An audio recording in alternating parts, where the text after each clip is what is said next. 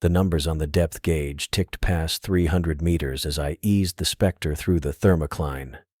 My hand stayed steady on the controls, making small corrections to keep our descent smooth. The viewport showed nothing but deepening blue, that particular shade of ocean that existed somewhere between daylight and true darkness. I'd made this trip down hundreds of times before, but never in a submersible coated in experimental polychrome glass that supposedly made us invisible to everything out there. This is insane. Guys, absolutely insane. Nick Payne's voice cut through the quiet hum of the life support systems. I could hear the grin in his words without looking back at him.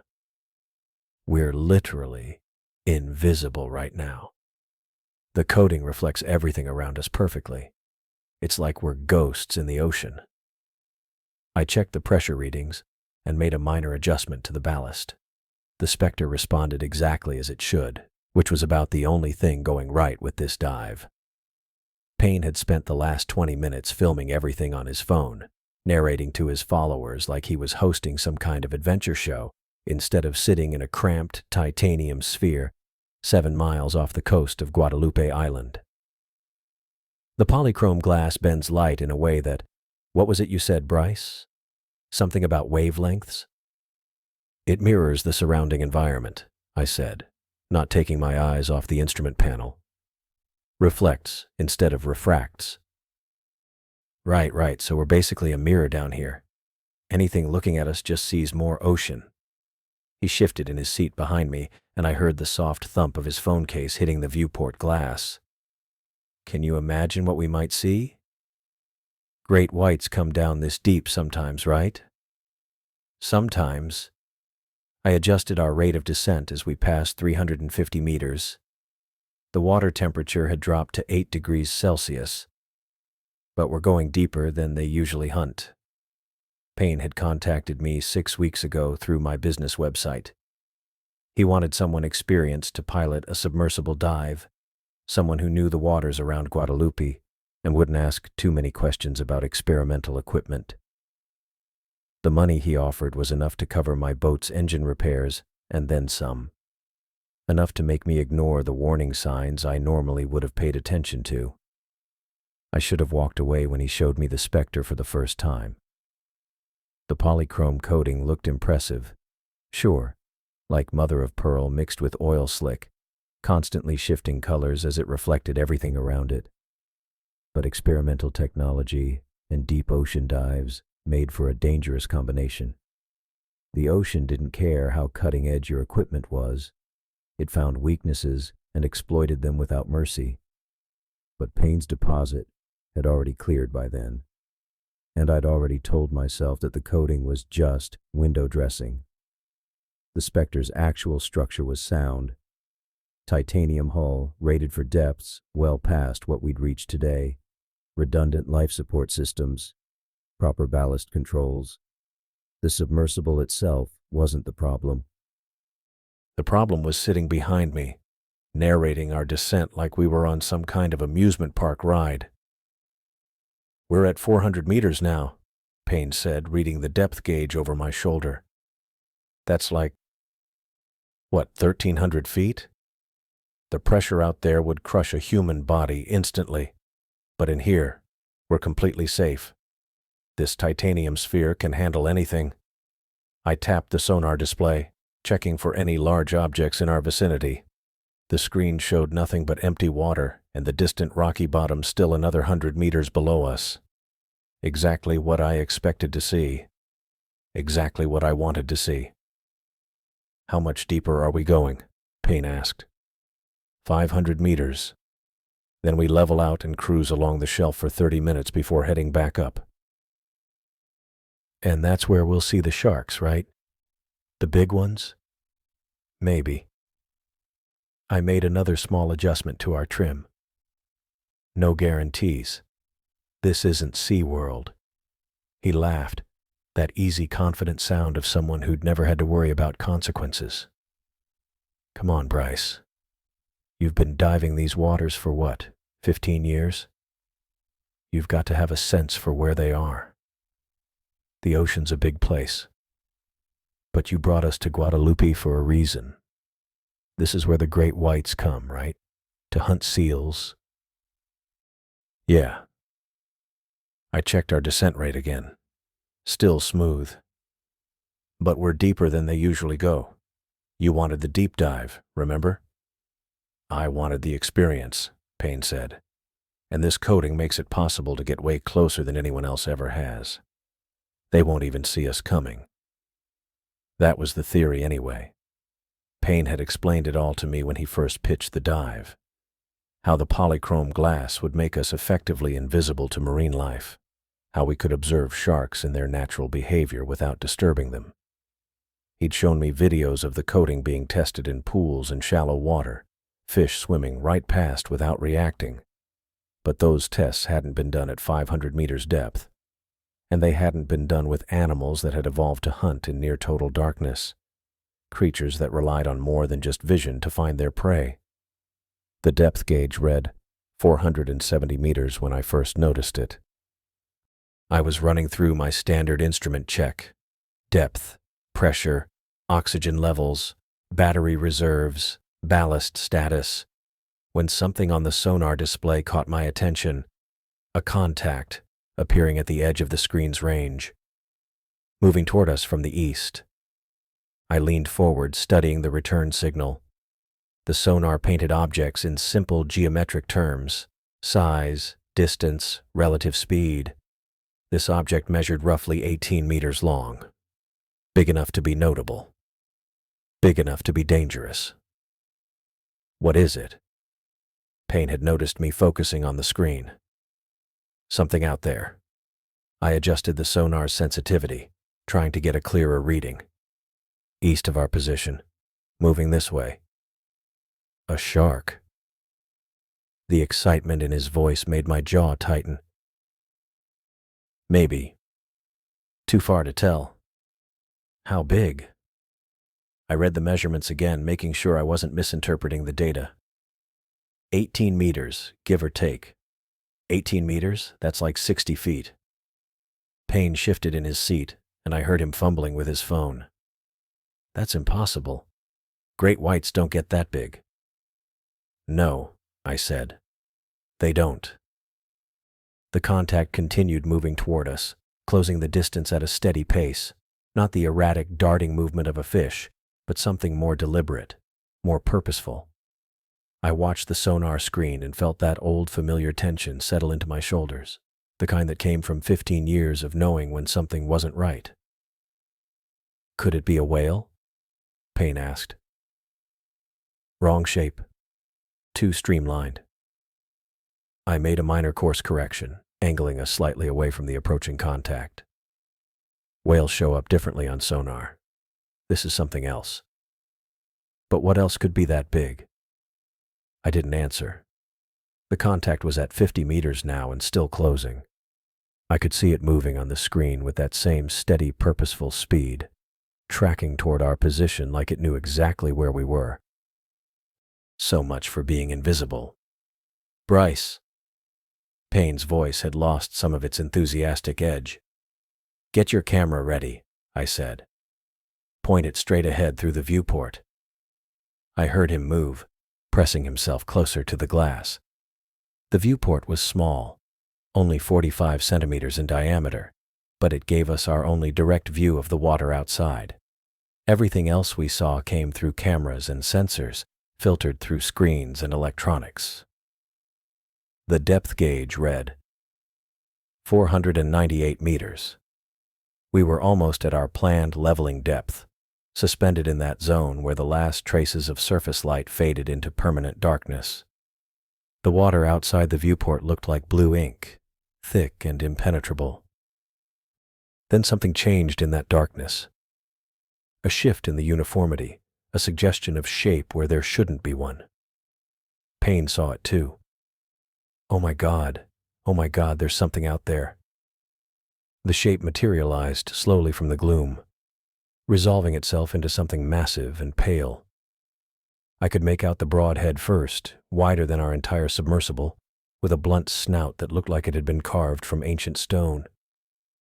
Scars covered the visible surface, long pale lines crisscrossing the gray-white skin in patterns that spoke of decades, maybe centuries, of survival. The body came next, impossibly thick and powerful, tapering back into the darkness beyond our limited range of vision. Pectoral fins the size of kayaks cut through the water with barely any visible movement.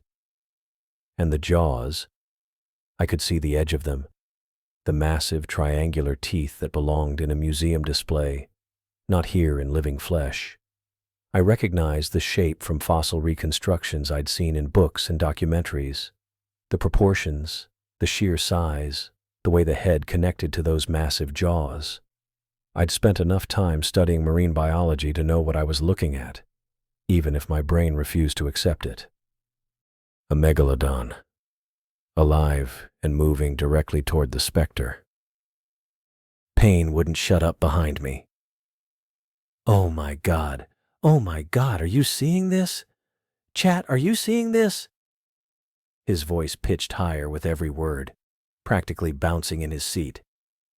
The phone in his hand trembled as he kept the camera pressed against the viewport.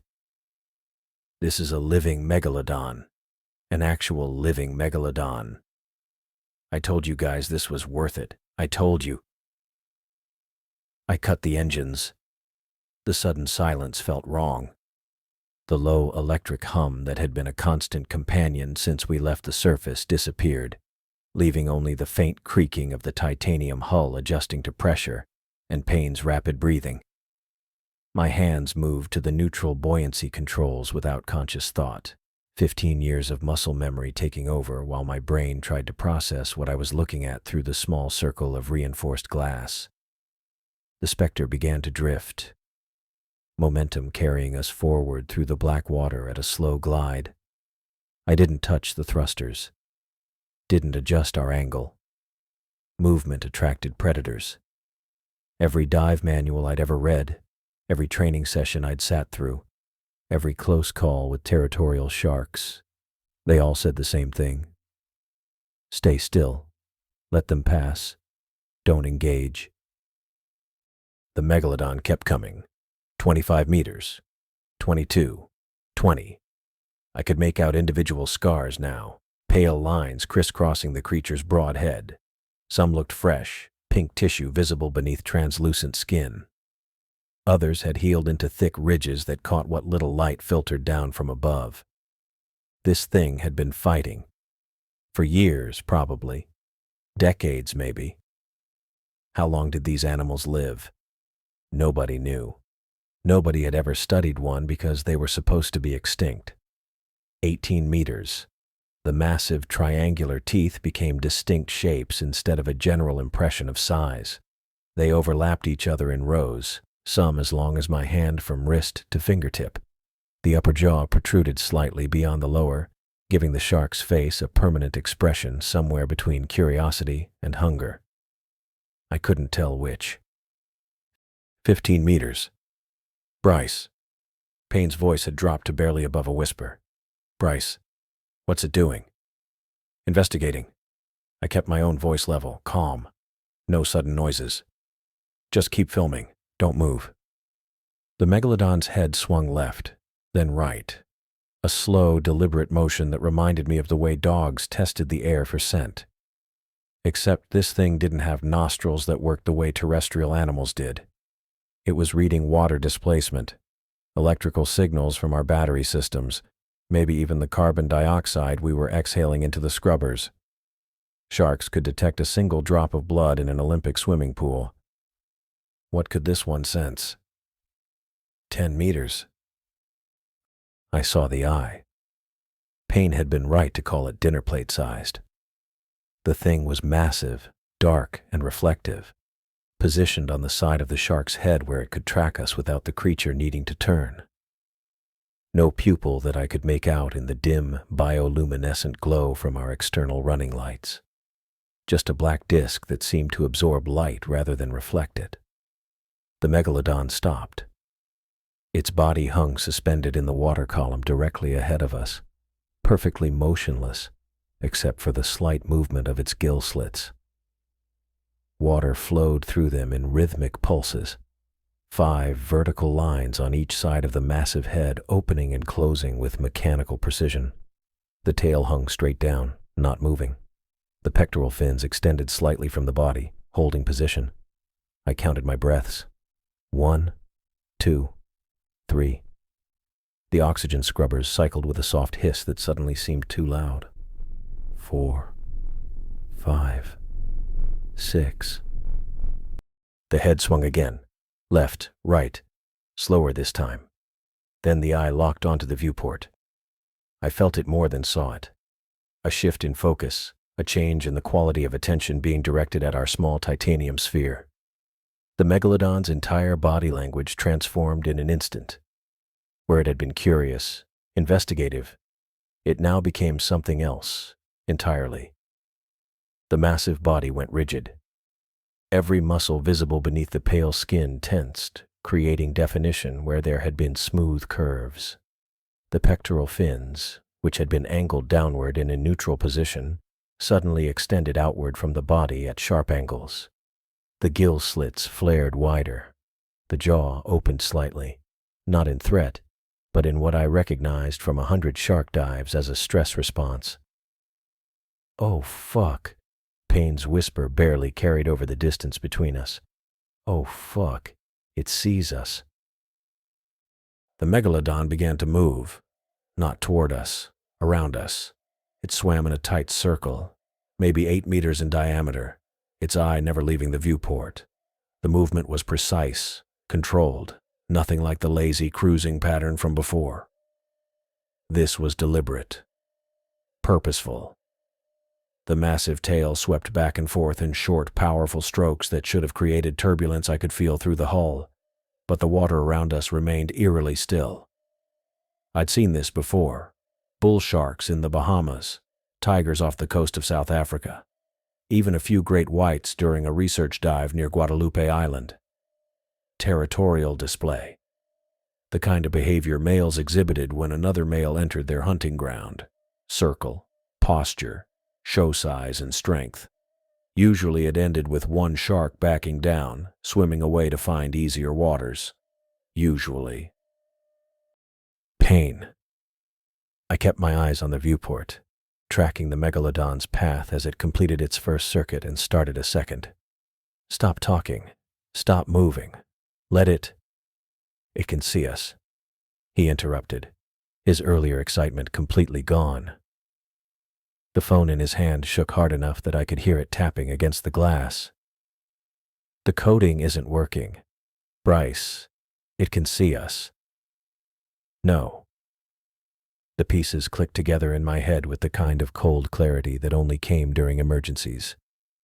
"No, it can't."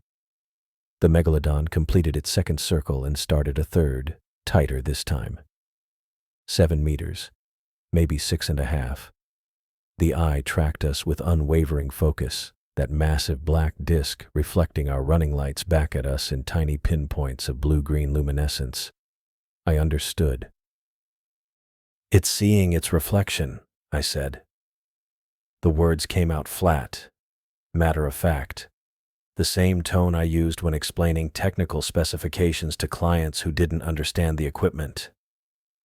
"The polychrome coating, it's acting like a mirror." "What?" Payne shifted behind me, and I heard the phone scrape against something, probably the edge of the viewport frame. "What do you mean, a mirror?" The shark completed its third circle. 6 meters now. Definitely 6 meters. Its path was contracting with each pass, bringing that massive scarred head closer to our hull. "The coating reflects light," I explained, watching the creature's pectoral fins flare wider as it swung past the viewport again. "Perfect reflection. We're invisible because we look like the surrounding water. But to the shark, we look like another shark," Payne finished.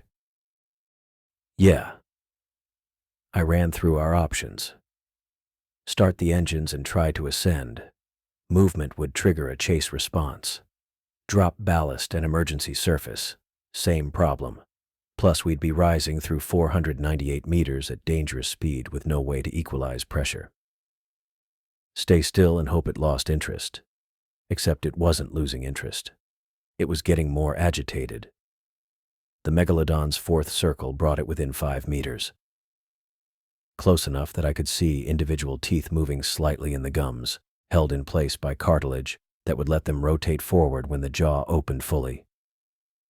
Close enough to make out the lateral line running along its flank, a pale stripe of sensory organs that detected vibration and electrical signals, close enough to see the muscles in its jaw tensing. "It thinks we're a rival," I said, more to myself than to Payne. "Another male in its territory." The fifth circle. 4.5 meters. The tail swept closer to the viewport with each pass, near enough that I could see the individual scales, dermal denticles technically, that covered the skin. They overlapped like armor plating, designed to reduce drag and protect against the teeth of other predators. Other megalodons. "Bryce." Payne's voice cracked on my name. "Bryce, what do we do?" I watched the shark complete its sixth circle at 4 meters, its eye fixed on the viewport where our faces would be visible as dark shapes behind the polychrome glass. Fixed on its own reflection, seeing another massive predator staring back with the same unwavering focus. "Nothing," I said. "We do nothing. We're in its territory and it thinks we're another megalodon." The megalodon finished its circle and then everything about its movement changed. The slow, deliberate patrol around the specter stopped. The shark's body went rigid for half a second, fins flattening against its sides. And then it accelerated directly toward us, with a speed I hadn't thought possible for something that massive. The water displacement was visible even in the dark.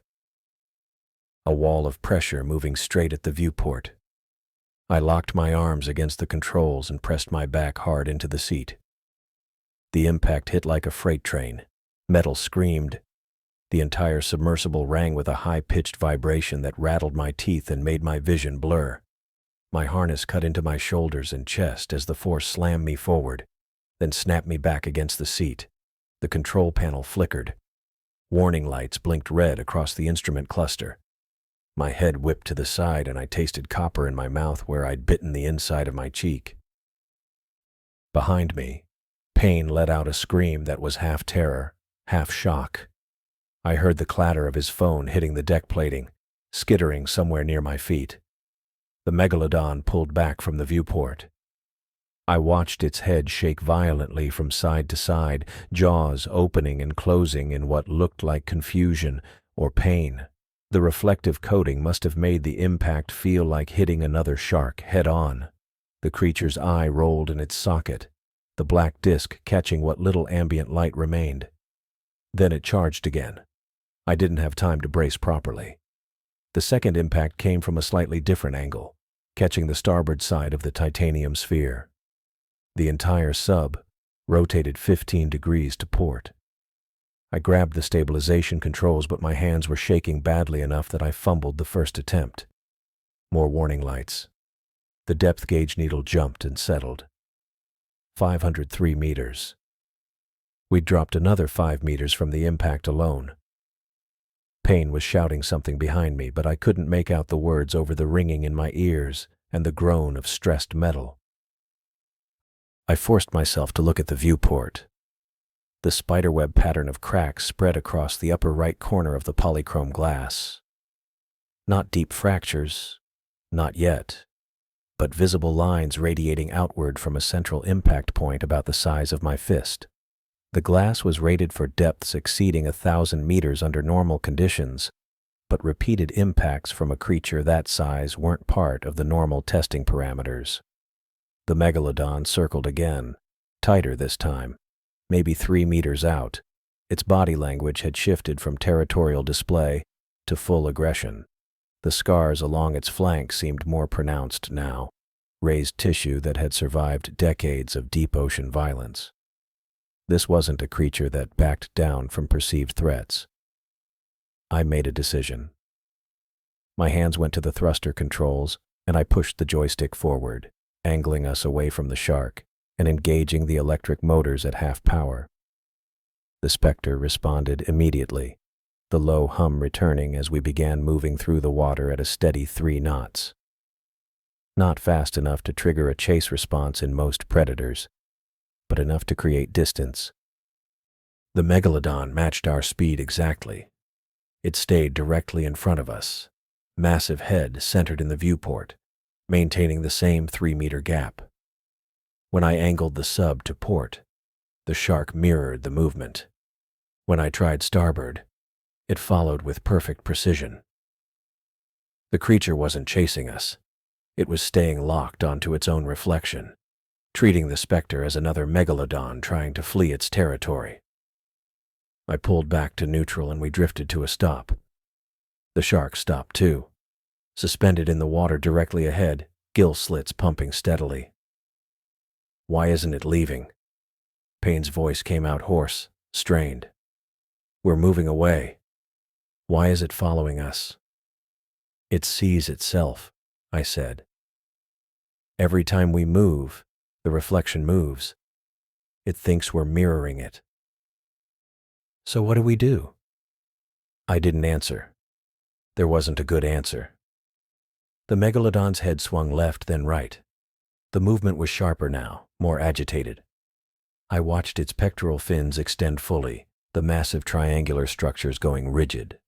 Territorial aggression in sharks typically followed a predictable pattern: investigation, display, physical contact, and then, if the rival didn't retreat, escalation to serious violence.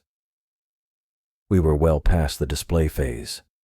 The shark charged again.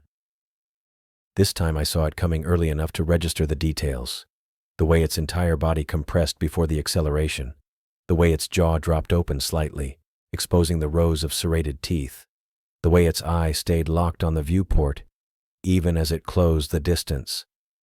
The impact hit the port side. Something cracked audibly inside the hull, not the pressure sphere itself, but one of the external housings. I saw it on the monitor before the screen went black. The port side camera mount shearing away from the sub's exterior, the lens assembly tumbling into the dark water below us. The feed cut to static. Jesus Christ. Pain was gripping the back of my seat hard enough that I could feel the pressure through the frame. "It's going to kill us." "It's reacting to stimulus," I said, forcing my voice to stay level. "We need to eliminate the stimulus." "What does that mean?"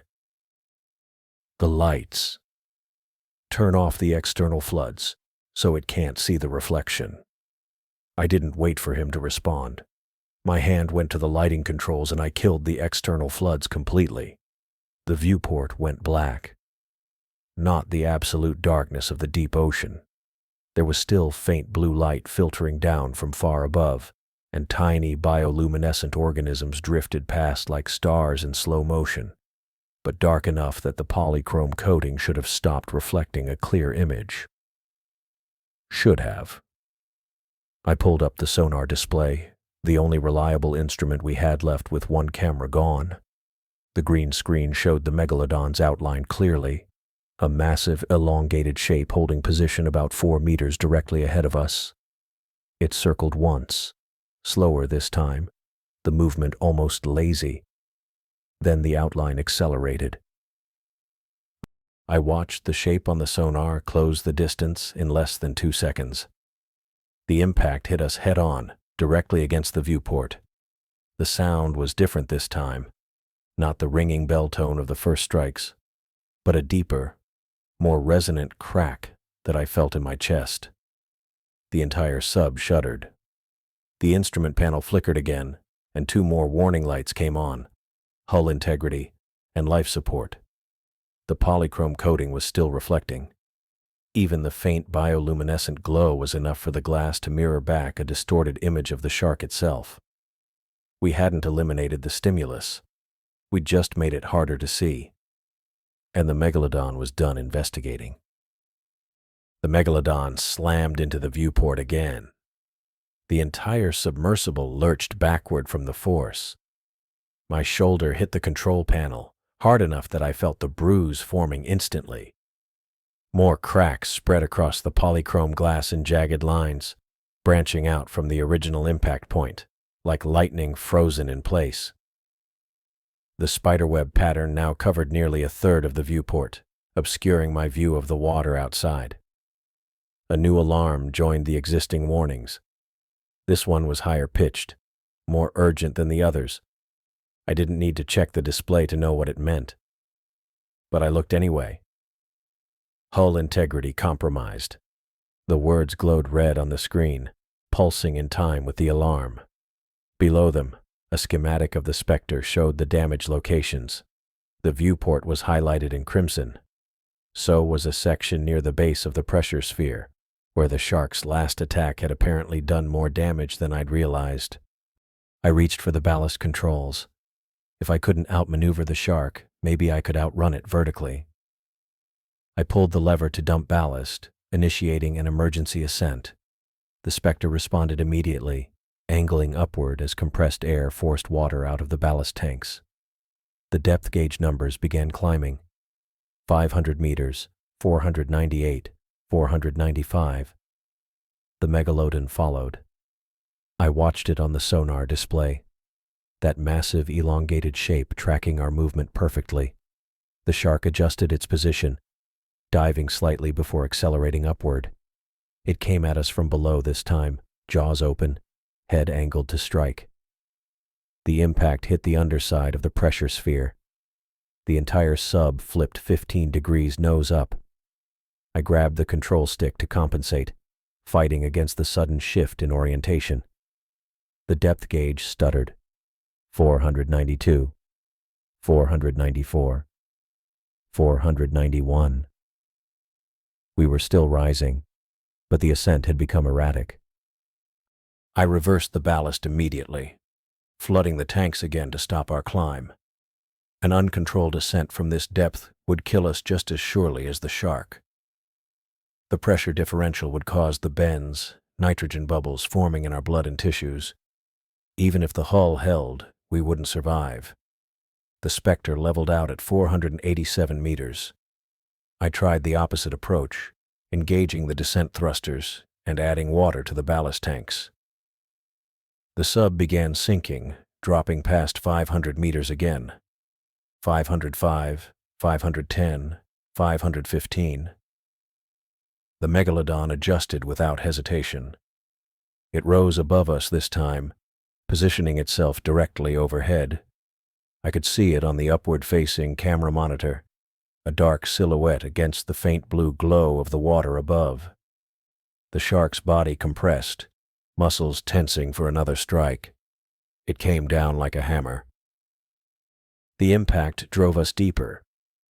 520 meters, 525, 530. The hull groaned under the increased pressure. New warnings appeared on the display, yellow indicators turning orange as we exceeded the Spectre's recommended operating depth. I stopped the descent, leveling us out again, but the damage was done. We'd lost another camera mount. The starboard display had gone black, joining the dead portside feed. Every maneuver I attempted, the shark countered. I tried banking left, engaging the lateral thrusters to slide sideways through the water. The megalodon circled with us, keeping pace effortlessly. I tried banking right, then combining movements, ascending while turning, descending while accelerating forward. Nothing worked. The shark stayed locked on the viewport, always keeping us face to face with that reflective coating. It wasn't hunting behavior anymore. I'd seen sharks hunt. They circled, they tested, they struck from angles that gave them advantage. This was different. The megalodon wasn't trying to eat us. It was fighting us. Fighting what it thought was another male megalodon in its territory.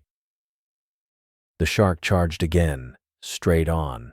I saw its eye through the cracked viewport, that black disc reflecting nothing, absorbing everything. The jaw opened wider this time, teeth fully exposed.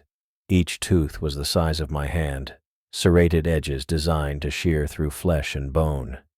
The impact shook the entire pressure sphere. I heard something crack inside the hull, Not the viewport this time. Something deeper, more structural.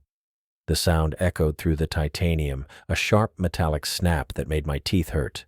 Then I felt water on my feet. I looked down. A thin stream was seeping through a seal near the base of my seat, where the control housing met the floor of the pressure sphere. The water was ice cold, shockingly so even through my boots. It pooled around my heels, spreading slowly across the deck plating. "We're flooding."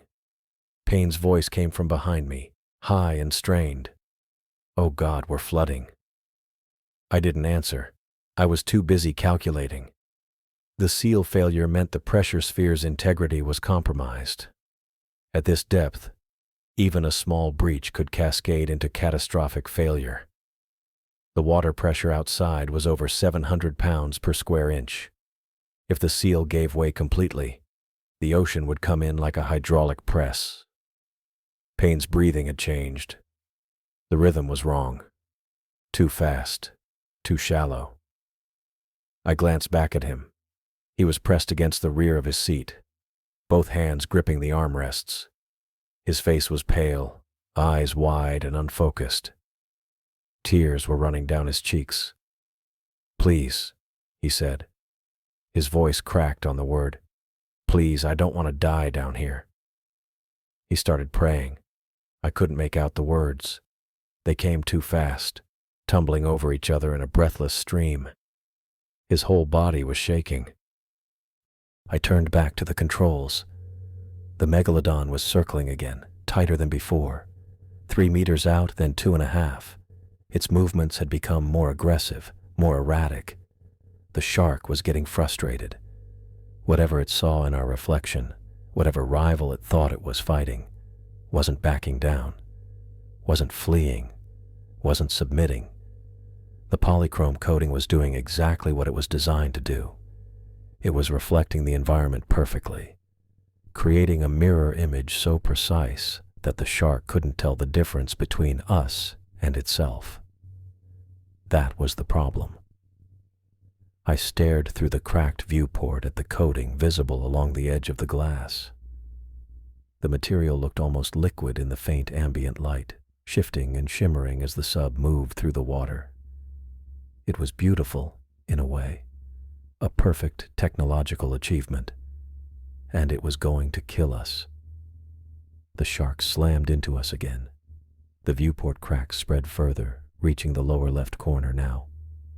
The water around my feet deepened, climbing over my ankles. The seal was failing faster. Another alarm joined the chorus. This one was for life support. The impact had damaged something in the oxygen scrubber system. I could see it on the display. Reduced efficiency, backup systems engaging automatically. I couldn't remove the coating.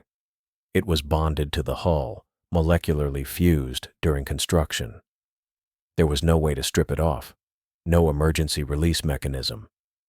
The designers had never anticipated needing to remove it underwater. But I needed to destroy the reflection somehow. I needed to break the mirror, make it stop showing the shark its own image. If I could disrupt the coating's reflective properties, even temporarily, maybe the shark would lose interest. Maybe it would see us as something other than a rival male. My eyes fell on the electrical system panel. The Spectre had external grounding electrodes built into the hull. They were designed to dissipate static buildup from moving through the water, preventing electrical discharge that could damage sensitive equipment. The electrodes were positioned at key points around the pressure sphere, including 2 near the viewport. They carried voltage. Not much under normal circumstances, just enough to bleed off accumulated charge. But the system had a manual override, a safety feature that let the pilot boost the output in case of electrical emergency. I pulled up the electrical schematic on the display. The grounding electrodes showed as small circles on the hull diagram. I traced the circuit with my eyes, following the connections back to the main power system. The override control was buried in a submenu, 3 screens deep. The shark charged again. I braced for impact, but this time it pulled up short, stopping half a meter from the viewport. It hung there, suspended in the water, jaws opening and closing rhythmically. The eye was locked on the glass, on the reflection it saw there. Water continued seeping through the failed seal, cold and relentless around my calves now. I navigated through the menus, selecting the electrical override option. A warning appeared on the screen. Caution. Manual activation may cause equipment damage. Proceed? I selected yes. I needed to reroute everything. The electrical panel sat beneath the main console, a square access hatch with 6 recessed bolts that I'd never actually opened during operation. My fingers found the release latch and twisted it counterclockwise. The panel dropped open on spring-loaded hinges, revealing a mess of color-coded wiring, circuit breakers, and junction boxes that looked like something out of a submarine from the 70s. The Spectre was experimental, sure, but some of the core systems were borrowed from older designs because they worked, and because Payne had cut corners on the retrofit to save money for the polychrome coating. The grounding electrodes were designed to bleed off static charge buildup from the hull. They ran current through the titanium frame at low voltage, preventing electrical interference with the instruments. But the system had capacity. I'd seen the specs when I reviewed the Spectre's electrical diagrams before agreeing to pilot it. The electrodes could handle a massive surge if the breakers were bypassed and the main battery was redirected. It would fry the system afterward, probably permanently. But if I sent enough current through the hull, the polychrome coating might react. The molecular structure of the coating was designed to reflect light perfectly, but it was also conductive.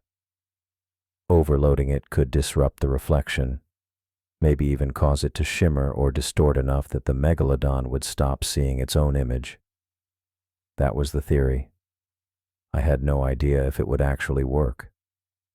I reached into the panel and found the main power relay, a heavy rectangular component with 3 thick cables running into it.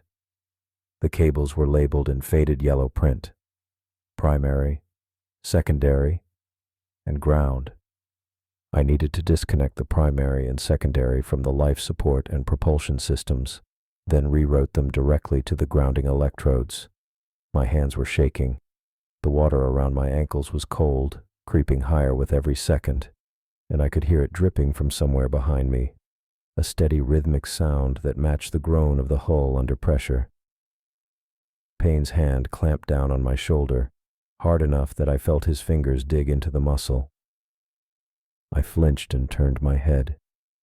His face was pale, slick with sweat, eyes wide and darting between me and the viewport.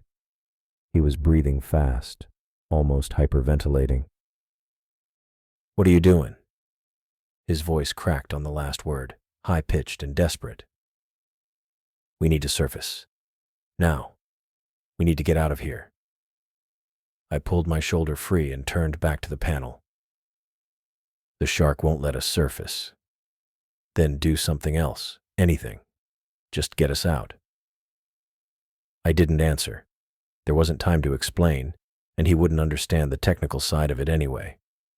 He'd hired me to pilot the sub and keep him safe, and right now that meant ignoring him and focusing on the wiring in front of me. I grabbed the primary cable and traced it back to the first junction box, then found the breaker that controlled the flow. It was a heavy switch, the kind you had to pull with both hands. I wrapped my fingers around it and yanked. The breaker came free with a metallic clunk, and half the lights on the instrument panel went dark. The oxygen scrubber alarm, which had been wailing in the background, cut out. So did the depth gauge backlight and the sonar display. Payne made a strangled noise behind me. "What did you just do?" "Rerouting power." I didn't look at him. My hands were already moving to the secondary cable, finding the second breaker. This one controlled the propulsion system. I hesitated for half a second because pulling it meant we'd lose the thrusters entirely. No maneuvering, no ascent control, nothing. We'd be drifting at the mercy of the current and the megalodon. but the thrusters hadn't helped. Every time I'd tried to move, the shark had followed, matched our speed, countered every turn. The propulsion system was useless. I pulled the second breaker. The low hum of the electric motors died. The sub went completely silent except for the dripping water and the faint creak of the hull. Payne's breathing was loud in the confined space, ragged and uneven. The third breaker controlled the grounding system itself.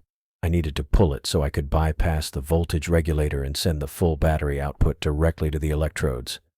I found it on the far right side of the panel, a smaller switch with a red safety cover. I flipped the cover open and pulled the breaker. A small spark jumped from the contact point, bright in the dim light, and I smelled ozone. Now came the hard part. I needed to physically connect the main battery output to the grounding electrode relay. The cables were thick, industrial grade, and they didn't want to bend. I had to pull them free from their housing clamps, reroute them around the junction boxes, and lock them into place on the grounding relay terminals. My fingers were clumsy, slipping on the rubber insulation. The water around my ankles sloshed as the sub shifted slightly, rocking in the current. I braced myself against the console and kept working. Payne was talking again, his voice rising in pitch. Bryce, listen to me. We're flooding. The hull is compromised. We need to ascend. We need to... I said, hold on. Hold on? We're going to die down here if you don't... Shut up. I didn't shout it, but my voice was hard enough that he stopped mid-sentence. I heard him take a breath, then another, trying to calm himself. It didn't work. His breathing stayed fast and shallow, the sound of someone on the edge of panic. I got the first cable connected. The terminal was tight, and I had to use both hands to twist the locking ring into place. My knuckles scraped against the metal edge of the panel, drawing blood, but I didn't stop. I moved to the second cable, pulled it free from its clamp, and started threading it toward the relay. The sub rocked again, harder this time, and I heard Payne gasp. I glanced up at the viewport. The megalodon was turning. It had been circling, holding position about 4 meters out, but now it was angling its body, lining up for another charge. The massive head swung toward us, the scarred snout catching the faint ambient light. Its pectoral fins extended, rigid, and locked into position. The tail began to pump, slow at first, then faster. It was building speed. I looked back at the panel. The second cable was halfway connected, but the locking ring was cross-threaded. I tried to twist it, but it wouldn't move. I forced it, putting all my strength into it, and felt the threads catch. I twisted again, and the ring started to turn. My hands were slick with sweat and blood, and the metal was cold and unforgiving. The shark was accelerating. I could see it in my peripheral vision, the dark shape growing larger, the water displacement creating ripples that distorted the viewport's cracked surface. It was maybe 10 meters out now, then 8. The tail pumped harder, and the body compressed, coiling like a spring. I got the second cable locked into place. My hands moved to the master switch, a heavy lever on the left side of the panel. It was designed to be a fail-safe, a way to shut down the entire electrical system in an emergency. But if I flipped it the other way, it would send the full battery output through whatever system was connected to the relay. Right now, that was the grounding electrodes. Payne was gripping the back of my seat with both hands. I could feel the sub vibrating under his weight. Or maybe it was just him shaking. He was saying something, but I couldn't make out the words. My ears were ringing, and my focus was locked on the switch. The megalodon was 6 meters out. 5. Its eye was visible, that massive black disc reflecting the faint light, locked onto the viewport, locked onto its own reflection. The jaws were starting to open, revealing rows of serrated teeth, each one the size of my hand. The scarred head was aimed directly at the center of the cracked glass. I wrapped my fingers around the master switch. The water at my feet was ankle deep, cold enough that I'd lost feeling in my toes. The hull groaned, a deep metallic sound that vibrated through the pressure sphere. Another seal was failing somewhere. Maybe more than one. The life support system was offline. The propulsion was offline. The cameras were gone. All we had left was the hull integrity, and that was failing too. 4 meters. The shark's body was fully extended now, streamlined and fast, cutting through the water like a torpedo. The tail was a blur of motion. The pectoral fins were tucked back, reducing drag. It was coming straight at us. No hesitation, no deviation. Just raw power and speed and aggression. I had one chance. If this didn't work, the next impact would breach the hull completely. The viewport would shatter, or the pressure sphere would crack, and the ocean would come pouring in at 500 meters depth. We'd have maybe 10 seconds before the pressure crushed us. Maybe less. 3 meters. I could see individual scars on the shark's head, old wounds from battles fought in the deep. I could see the texture of its skin, the rough dermal denticles that made it look like armored plating. I could see the teeth, each one a perfect triangle designed to tear through flesh and bone. 2 meters. The jaws opened wider. The eye stayed locked on the viewport. On us. On the reflection it thought was a rival. I threw the master switch. The switch clicked under my thumb, and every battery cell inside the Spectre dumped its charge straight into the hull. I felt the surge before I saw it. A low vibration traveled through the titanium frame and into my seat, into my boots, where they pressed against the deck. The electrical hum that had been barely audible became a sustained whine that filled the entire pressure sphere. My teeth ached from it. The instrument panel flickered once, twice, then half the readouts went completely dark as the power draw exceeded what the regulators could compensate for. Through the viewport, I watched the transformation happen in real time. The seawater touching the polychrome coating started breaking apart at the molecular level. Electrolysis. The electrical current ripped the hydrogen and oxygen bonds apart, and within 2 seconds, microscopic bubbles began forming on every centimeter of the mirrored surface.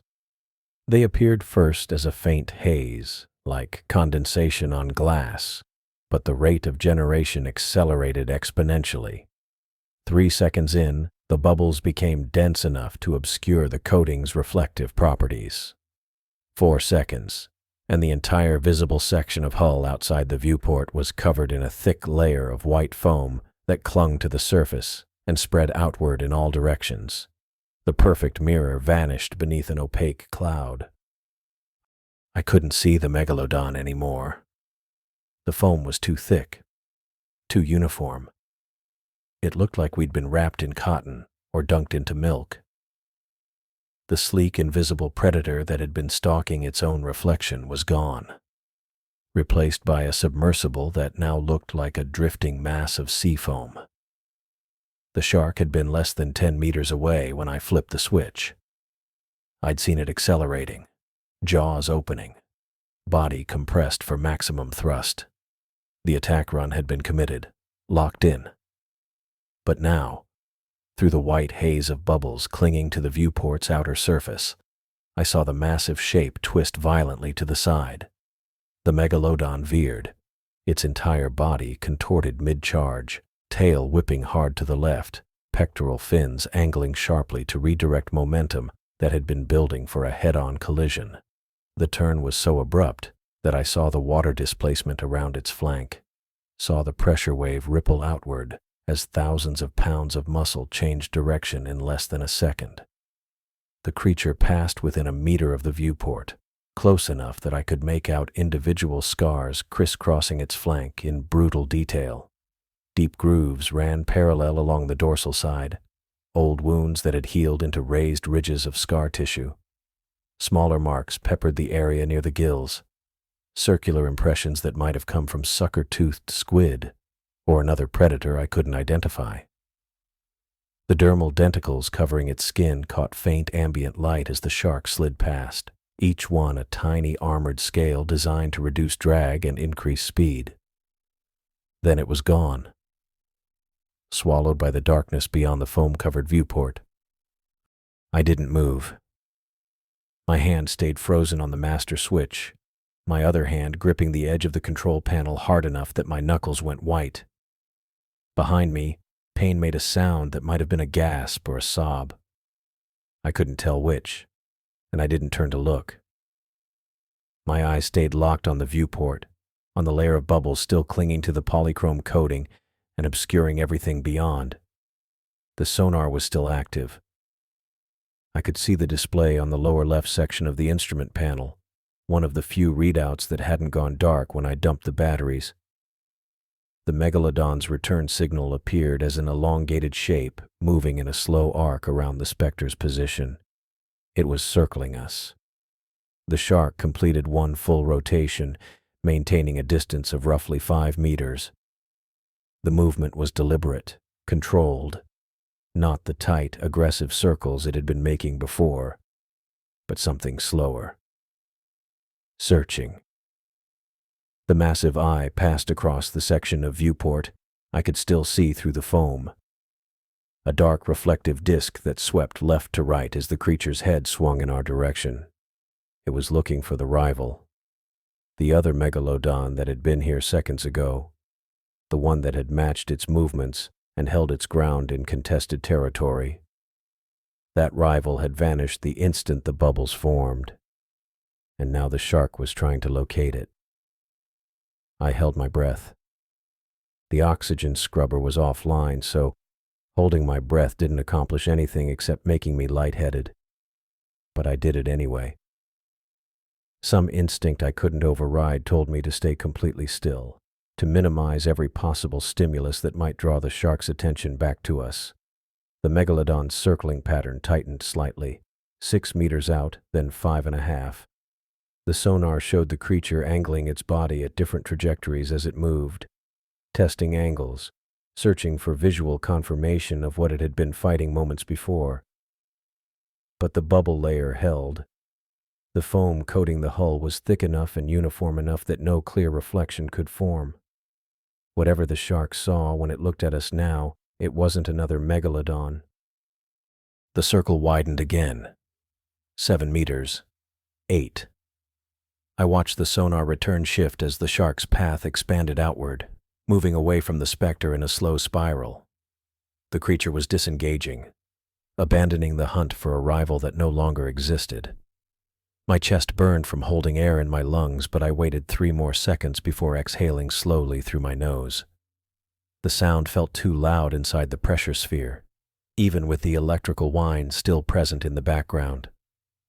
The megalodon completed another rotation at 10 meters out, then turned away. The sonar showed the elongated shape moving in a straight line now, heading east and down, deeper into the trench.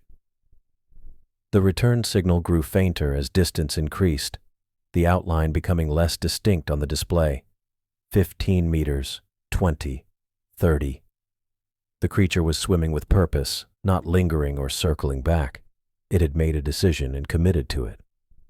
I kept my eyes on the sonar, tracking the signal as it faded. 40 meters, 50. The outline blurred further, breaking apart into scattered pixels that could have been the shark or could have been interference from the damaged systems. 60 meters, and the return disappeared completely. The megalodon was gone. I stared at the empty sonar display for another 10 seconds, waiting for the signal to reappear. It didn't. The screen showed nothing but the faint static pattern of background noise and the occasional drift of smaller objects, probably bioluminescent organisms or debris suspended in the water column. No massive, elongated shape. No indication of a predator holding position just outside sensor range. We were alone. I reached over and flipped the master switch back to the neutral position, cutting the electrical surge. The whine from the hull faded into a low hum, then disappeared entirely, leaving only the sound of water dripping somewhere inside the pressure sphere. The instrument panel remained dark except for a few backup systems still running on emergency reserves. I didn't wait to see if the polychrome coating would clear itself of bubbles. The megalodon was gone, but the Spectre was flooding, and we had 600 meters of ocean between us and the surface. My hands moved to the ballast controls, muscle memory taking over where conscious thought struggled to catch up. I pulled the lever that would dump the remaining ballast tanks, releasing iron pellets into the water below us. The submersible shuddered as the weight dropped away, and I felt the subtle shift in momentum as we began to rise. The depth gauge showed 503 meters. The viewport showed nothing but white foam clinging to the polychrome glass, blocking any view of the water beyond. I couldn't see if the shark was circling back. I couldn't see if we were drifting toward the trench wall or open water. I couldn't see anything. I pulled my attention to the instrument panel, scanning the readouts that still functioned. Depth gauge, compass, internal pressure monitor, oxygen reserve indicator, and the sonar display in the lower left corner. Everything else was either offline or flickering between operational and failed. The propulsion system was still disconnected from the rerouted circuits I'd modified during the attack. I considered reconnecting it, but the manual controls for ascent were more reliable in a damaged submersible. Adding power to compromised thrusters could short the entire electrical system, and I wasn't willing to risk it. The depth gauge ticked backwards slowly. 502 meters. 501. 500. Water sloshed around my boots, cold enough that I could feel it through the steel toes. The leak near my seat hadn't stopped. If anything, it sounded worse now. A steady stream instead of the earlier trickle. I glanced down and saw the water level had risen past my ankles, dark and filthy with hydraulic fluid or grease from somewhere inside the hull. The pressure sphere was supposed to be watertight, but the megalodon's impacts had compromised seals I couldn't see or reach. I didn't know how many more we had, or how quickly they'd fail. I adjusted the ballast trim to keep the Spectre's ascent steady. Not too fast, not too slow.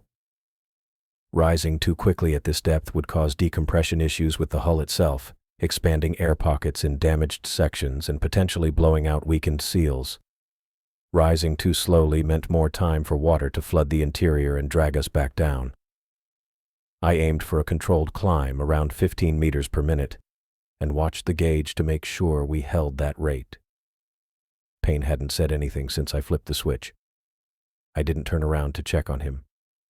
My focus stayed on the instruments, on the sonar screen that showed empty water in every direction, on the depth gauge that kept ticking backward at the pace I needed. 490 meters, 485, 480. The sonar pinged steadily, sending out pulses and waiting for returns.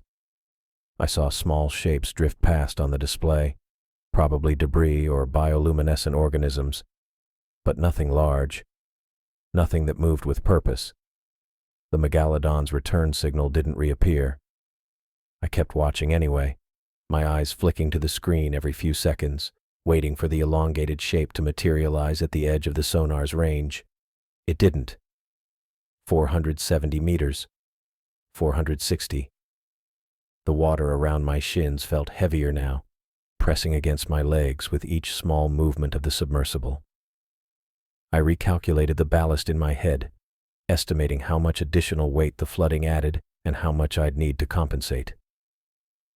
The Spectre's buoyancy was designed with tolerances for equipment and 2 passengers, but it wasn't designed to carry 50 or 60 liters of seawater inside the pressure sphere. I pulled the ballast lever again, dumping another small portion of the reserve pellets. The ascent rate increased slightly, and I eased it back to 15 meters per minute. 450 meters, 440. My hand stayed on the controls, adjusting trim and monitoring the compass to keep us oriented correctly. The current at this depth was minimal, but I didn't want to drift too far from our original dive coordinates. The support ship would be waiting somewhere above, tracking our ascent beacon if it was still transmitting. I glanced at the communications panel, but the screen was black. No way to confirm if the beacon was active or if the crew knew we were coming up. I assumed they did. I had to. 430 meters. 420. The sonar remained empty. I let myself believe the megalodon had moved on, deeper into the trench, or farther along the shelf where it had come from. The electrical surge and the foam had broken its focus, made its reflection disappear, and without a rival to fight, it had no reason to stay. That was the theory. I didn't trust theories anymore, not after watching a creature that shouldn't exist charge a submersible 6 times in less than 20 minutes. I kept my eyes on the sonar. 410 meters. 400. The water around my legs sloshed harder as the Spectre rocked slightly in a current I couldn't see. I steadied the controls and adjusted the trim again, keeping the nose angled upward at a shallow degree. The viewport was still covered in foam, a solid white barrier that made it impossible to tell if we were ascending through clear water or drifting into a thermocline. I relied entirely on the instruments, on the numbers that told me we were rising and the sonar that told me we were alone. 390 meters. 380. Behind me, Payne shifted in his seat.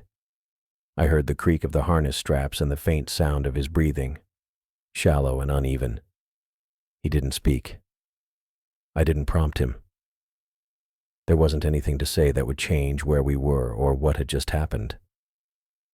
The Spectre continued climbing, the depth gauge ticking backward in steady increments, and I focused on keeping it that way. 370 meters. 360. The leak near my seat made a different sound now, more of a hiss than a stream. I glanced down and saw water spraying from a crack I couldn't locate, hitting the deck and adding to the pool around my shins. The internal pressure monitor showed a slow decrease, nothing catastrophic yet, but enough to confirm the hull wasn't sealed anymore. I couldn't stop the leak. I couldn't patch it from inside the sphere. All I could do was keep us rising and hope the seals held long enough to reach the surface. 350 meters. 340. My knuckles ached from gripping the control stick. I loosened my fingers slightly, flexing them to keep the blood flowing, then tightened my grip again. The sonar pinged, the screen refreshed, and I saw the same empty water I'd been seeing for the past 30 minutes. No returns, no movement, just us and the ocean. 330 meters. 320. The water around my legs had risen to mid-shin now, cold enough that I'd stopped feeling my feet inside the boots. I adjusted the ballast again, compensating for the added weight, and watched the ascent rate hold steady. 15 meters per minute. We'd been climbing for over 30 minutes. I calculated the remaining distance and estimated another 10 minutes to the surface if nothing else failed. 10 minutes felt like a long time. 310 meters. 300. The foam on the viewport began to thin slightly, or maybe I imagined it. I couldn't tell if the bubbles were dissipating or if my eyes were playing tricks after staring at white glass for half an hour. I didn't look away from the instruments. The depth gauge mattered more than the view. 290 meters. 280. Payne coughed once, a wet sound that made me think he was crying or trying not to. I still didn't turn around. My job was to get us to the surface. His job was to stay quiet and let me do mine. The Spectre rocked again, harder this time, and I corrected the trim to keep us stable. The current was stronger at this depth, probably an upper thermocline layer pushing us slightly east. I adjusted the compass heading and kept us climbing. 270 meters. 260. The sonar remained clear. I stopped expecting the megalodon to return. It had moved on, and we were alone in the water, ascending slowly through the mid-ocean zone, where sunlight started to filter down but didn't reach far enough to make a difference. The viewport was still white with foam. I couldn't see the water changing color or the faint glow of surface light penetrating from above. I navigated blind, trusting the numbers. 250 meters, 240. The water inside the sphere had stopped rising. I looked down and saw it holding steady just below my knees, sloshing with the submersible's movement but not climbing higher. Either the leak had slowed or the internal pressure had equalized enough to reduce the flow. I didn't care which. It meant we weren't sinking, and that was enough. 230 meters, 220. My breathing had steadied without me noticing. I inhaled through my nose, exhaled through my mouth, and kept my hands on the controls. The Spectre climbed. The sonar stayed empty. The depth gauge kept ticking backward. 210 meters, 200. The foam on the viewport started to break apart. I saw small gaps where the bubbles had dissolved or drifted away, revealing patches of deep blue water beyond the glass. The cracks in the polychrome coating were still there, spider webbing across the upper right corner. But the reflection was gone. The mirror effect had disappeared with the electrical charge, and what remained was just damaged glass and seawater. 190 meters. 180. I adjusted the ballast one more time, fine-tuning the ascent rate as we entered shallower water. The pressure differential was less extreme here, but I didn't want to rush it. The hull was compromised, and any sudden change could make the damage worse. I kept us steady at 15 meters per minute and watched the gauge. 170 meters. 160. The viewport cleared further, foam sliding off the glass in sheets as the bubbles finally dissipated. I could see the ocean now, the familiar deep blue of mid-depth water, lighter than the trench but still dark enough that the sun was only a distant suggestion. No shapes moved in the water.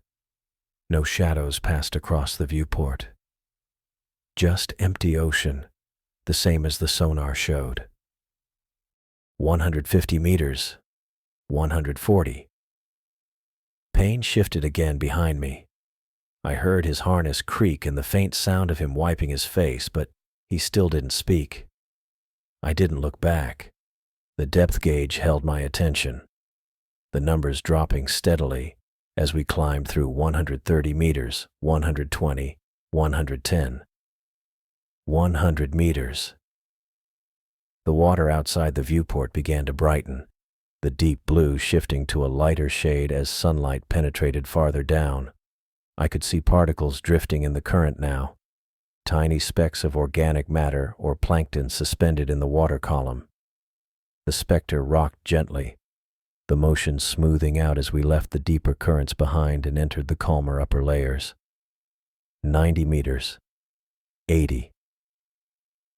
The sonar pinged steadily, showing nothing but open water. I kept watching it anyway, a habit I couldn't break even though I knew the megalodon wasn't following us. It had stayed deep, wherever it had gone, and we were alone. 70 meters. 60. The viewport was almost completely clear now, the last of the foam washed away by the current. I could see the surface above us, a faint ripple of light refracting through the water, still distant but close enough to feel real. My chest loosened slightly, the tension I'd been carrying for the past 40 minutes easing just enough to let me breathe deeper. 50 meters. 40. The water inside the sphere sloshed around my knees as the Spectre angled upward slightly, the buoyancy pulling us toward the surface faster now that we were in shallower water. I adjusted the ballast again, slowing the ascent to keep it controlled. 30 meters. 20. The sunlight grew brighter, filtering through the viewport in sharp beams that cut through the water and illuminated the interior of the sphere. I squinted against the light, my eyes adjusting after so long in the dark. The depth gauge showed 15 meters. 10. 5. The Spectre broke the surface with a lurch, the nose lifting out of the water first before settling back down with a splash. Waves lapped against the hull, and I heard the sound of wind and open air for the first time in over an hour. The viewport showed blue sky and calm seas, the sun bright and high overhead. I blinked against the glare and reached for the hatch release. The manual lock disengaged with a heavy clunk, and I pushed the hatch upward, forcing it open against the slight suction of the pressure differential. Fresh air rushed into the sphere, cold and clean, and I inhaled deeply, filling my lungs with it. The smell of salt and ocean replaced the stale, recycled air I'd been breathing since we descended. I looked out across the water and saw the support ship already moving toward us, its white hull cutting through the waves about 200 meters to the west. They'd been tracking us. The beacon must have stayed active. I turned around in my seat and looked at Payne for the first time since the megalodon had left. He sat slumped in his harness, his face pale and streaked with sweat or tears, staring at nothing. His phone was still on the floor near my feet, screen dark and waterlogged. I gripped the cold metal rungs inside the hatch and pulled myself up, feeling the strain in my shoulders and forearms as I climbed out of the Spectre's titanium sphere. My boots found purchase on the exterior hull, and I stood upright for the first time in hours, balancing carefully on the curved surface that rocked gently with the ocean swells. The sun hit me immediately. Warm, bright. I had to squint against it after so long in the darkness below. The heat felt good on my face and arms, soaking through my damp shirt and drying the salt water that had pooled around my feet inside the sub. I took a breath, a real one, not the recycled metallic-tasting air from the scrubber, and the freshness of it made me realize just how stale the atmosphere inside had become. I looked down at the hull beneath my boots, the polychrome coating that had been Payne's $1 million investment, the experimental material that was supposed to make us invisible to everything in the ocean, was completely ruined. The surface was covered in a thick layer of dried salt and chemical residue, white and crusty, left behind from the electrolysis reaction when I dumped the batteries through the grounding electrodes. The perfect mirror finish that had reflected the megalodon's own image back at itself was gone.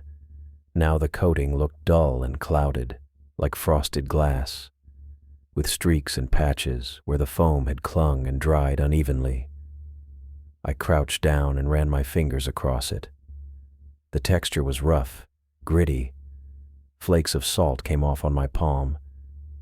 The coating underneath seemed intact structurally, but its function was destroyed. No reflection, no invisibility. Just a ruined piece of technology that had nearly gotten us killed. Standing back up, I turned slowly on the hull, scanning the horizon. The ocean stretched out in every direction, calm and blue under the afternoon sun. Small waves rolled past, lifting and lowering the Spectre in a steady rhythm.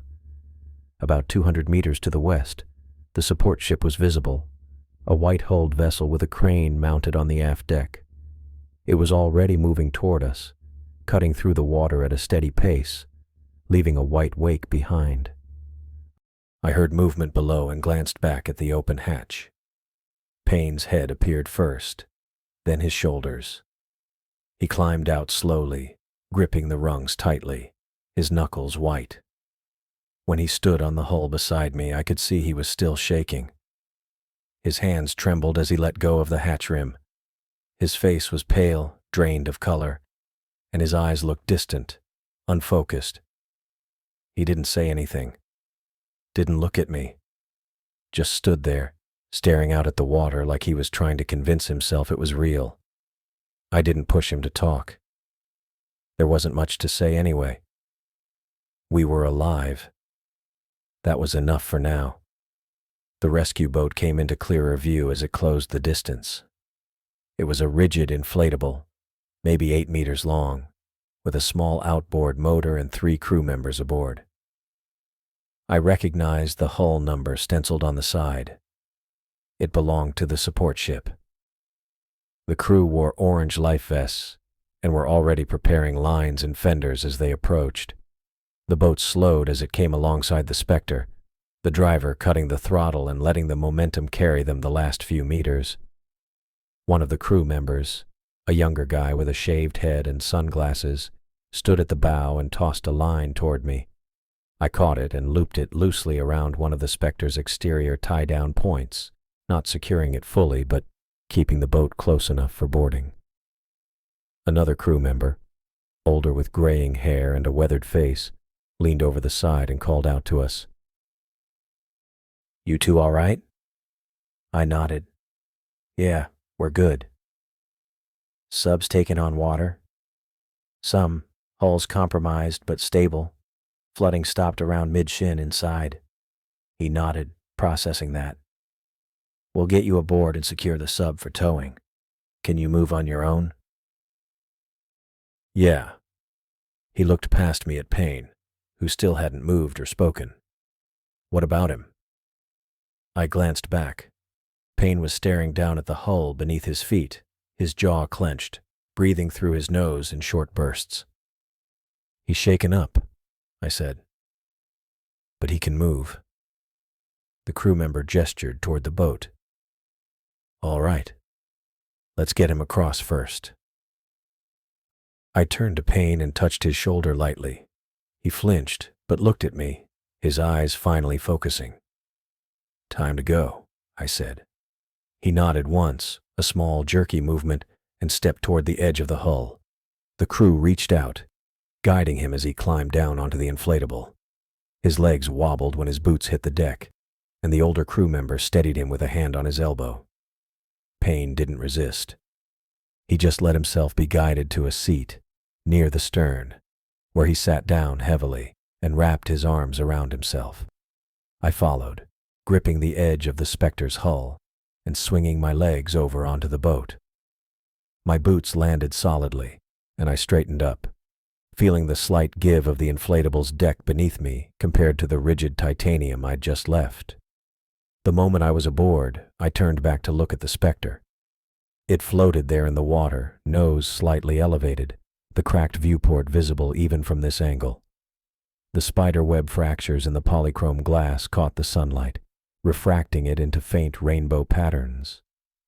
The hull showed scars too, scratches and dents where the megalodon's teeth had scraped and impacted. The portside camera mount was gone entirely, torn off during one of the attacks. The starboard mount hung loose, dangling by a single bolt. It looked like a wreck, a piece of experimental junk that had survived something it was never designed to handle. The younger crew member moved past me and started securing additional lines to the Spectre's tie-down points, preparing it for the tow. Back to the ship. The older one stepped closer to me, lowering his voice.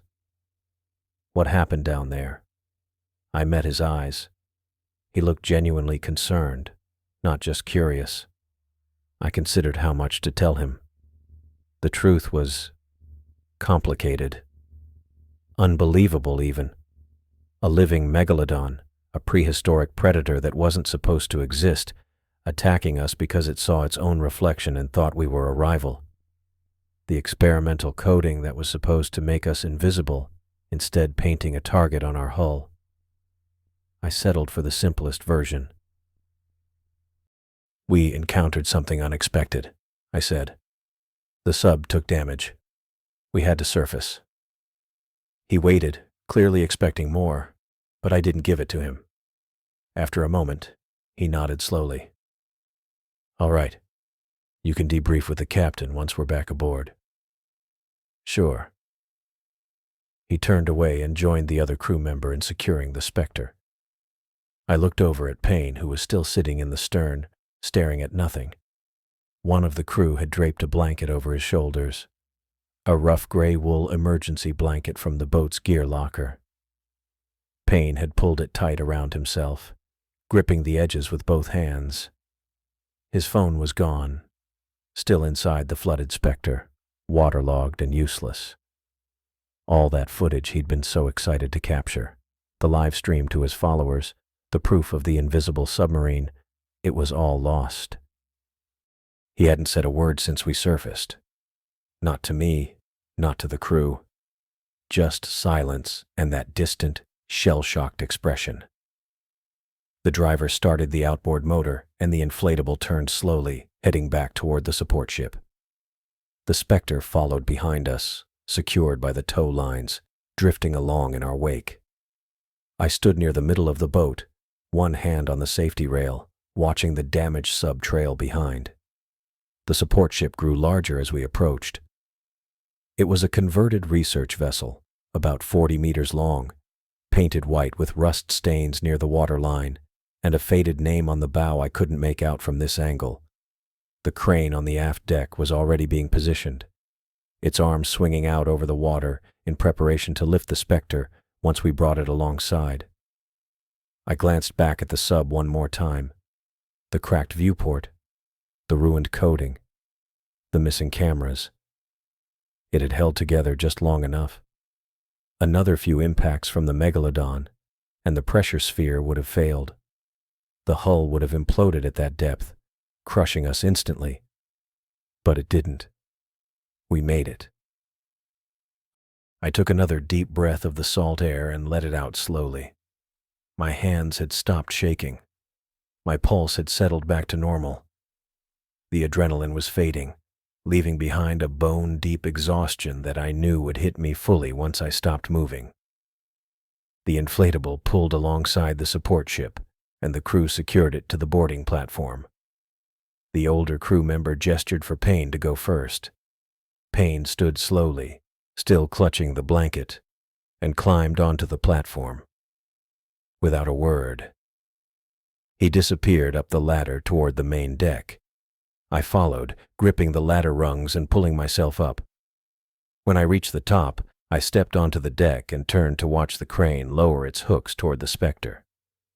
The crew worked efficiently, attaching the rigging to the sub's lift points, preparing to haul it out of the water. I stood there, arms crossed, and watched them work. The Spectre rose slowly out of the ocean, water pouring off its hull and through the open hatch. It hung suspended from the crane, dripping and damaged, a testament to how badly things could go wrong when you took experimental equipment into an environment that didn't care about your plans. I was done with this. Done with experimental subs. Done with wealthy clients who wanted to push boundaries without understanding the risks. Done with deep ocean dives that put me face to face with things that shouldn't exist. The Spectre swung gently in the air as the crane rotated it over the deck. I turned away before it was fully secured and headed toward the ship's interior, ready to file my report and put this entire dive behind me.